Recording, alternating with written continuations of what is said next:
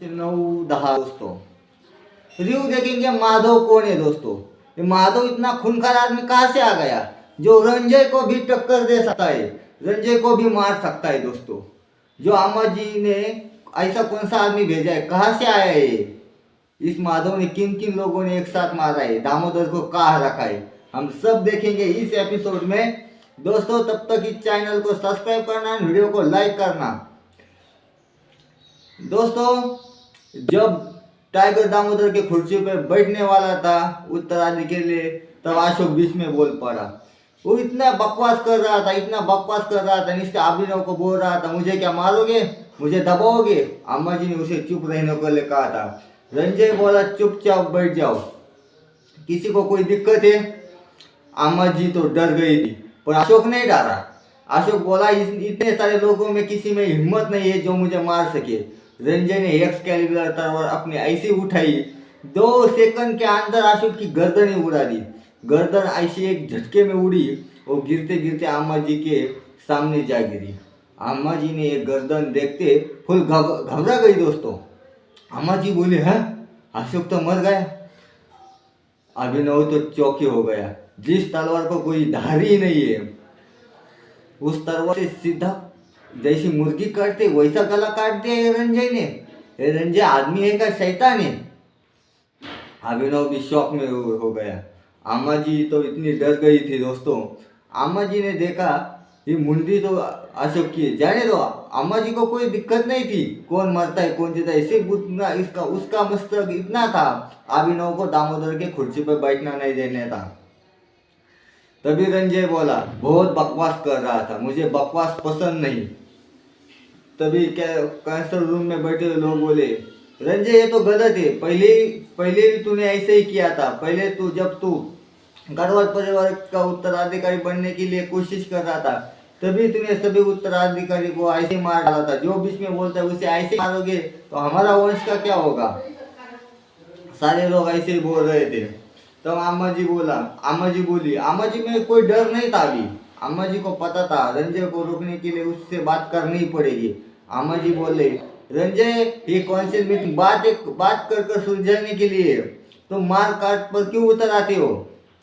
रंजय बोला आज अभिनव सारी शर्तें पार किए, अब अभिनव को जो दामोदर की कुर्सी पर बैठना तो तुम सारे लोग उस पर चिल्ला रहे हो।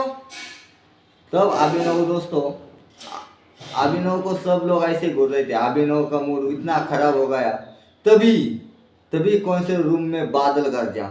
बादल की एक दहाड़ ने सभी को हिला दिया। बादल को सब ऑलरेडी थी दोस्तों, जब कोई सबसे बड़ी मुसीबत होगी तभी तो आएगा। तभी 2 बार इतना चिल्लाया बादल, मुझे जो टाइगर ने जो लाया था जंगल से किंग सिटी से, वो बादल यानी टाइगर वो चिल्लाया। तभी बाहर कौन रूम के बाहर बड़े बड़े धमाके की आवाज आ गई। 1-2 धमाके तो अंदर ही आ गए। तभी रंजय ने एक्सकैलिबर उठाई और अभिनव को बचा लिया। सभी लोग डर के मारे टेबल के नीचे ही छुप गए थे दोस्तों।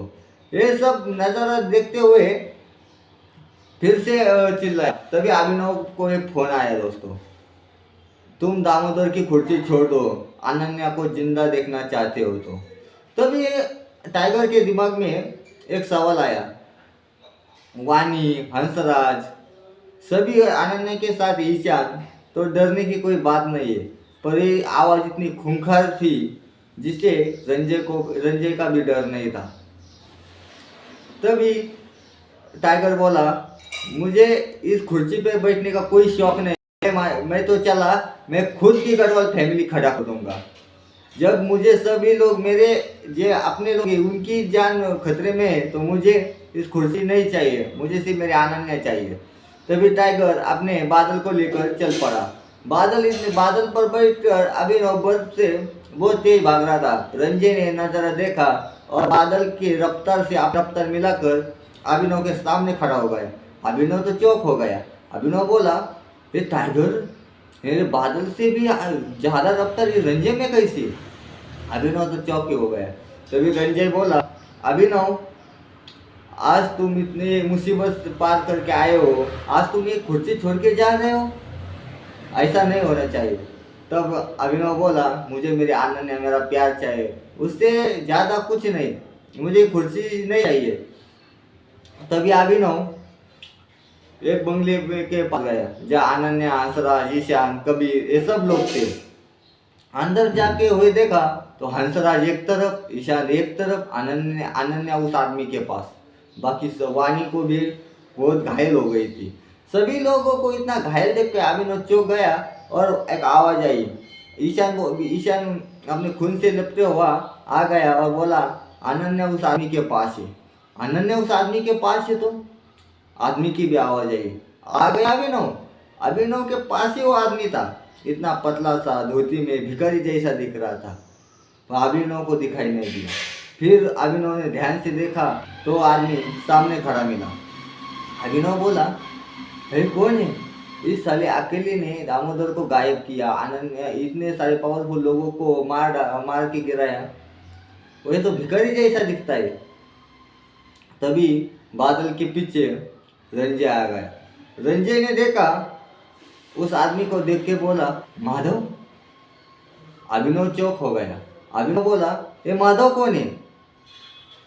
ये तो भिखारी तरफ दिखता है, पर इतना खूंखार पतला सा बूढ़ा आदमी, 50 साल का आदमी जिसकी दाढ़ी पूरी सफ़ेद हो चुकी थी, वो माधव कौन है? इतना खूंखार, इतना पतला सा, पूरा कपड़े न पहनते हुआ आदमी सिर्फ धोती पे है। दोस्तों तुम्हें क्या लगता है कौन होगा ये माधव? रंजय ने उसको कैसे पहचाना? क्या सच में दामोदर को इसने ही उठाया?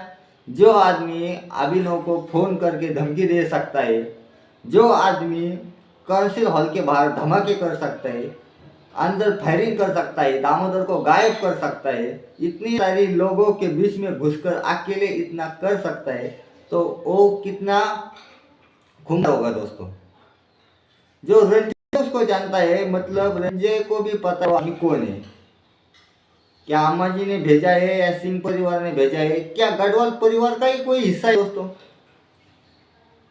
ये सब जानेंगे हम सब 11 बजे दोस्तों, 11:10 में हम एपिसोड ये करते हैं दोस्तों। ये स्टोरी सिर्फ इंटरटेनमेंट के लिए बनाई है, वास्तव में इस स्टोरी का कोई किसी से लेना देना नहीं है दोस्तों। वास्तव में ऐसा कुछ होता नहीं है, ये सिर्फ इंजॉय करने के लिए स्टोरी बनाई गई है दोस्तों। सिर्फ इंजॉय करना दोस्तों, हम तुम्हें रिव्यू बताते रहेंगे। तुम अपने वीडियो को लाइक करना, चैनल को सब्सक्राइब करना दोस्तों। आगे देखते हैं, तुम भी बता देना तुम ये वीडियो कहाँ से देखते हो दोस्तों। बाकी हम नेक्स्ट एपिसोड में देखेंगे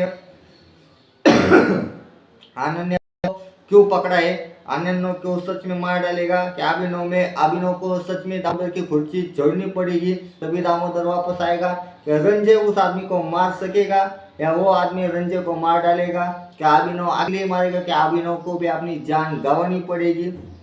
आगे देखेंगे दोस्तों। तब तक जय हिंद, जय महाराष्ट्र। अपने चैनल को सब्सक्राइब करना, वीडियो को लाइक करना दोस्तों। बाय।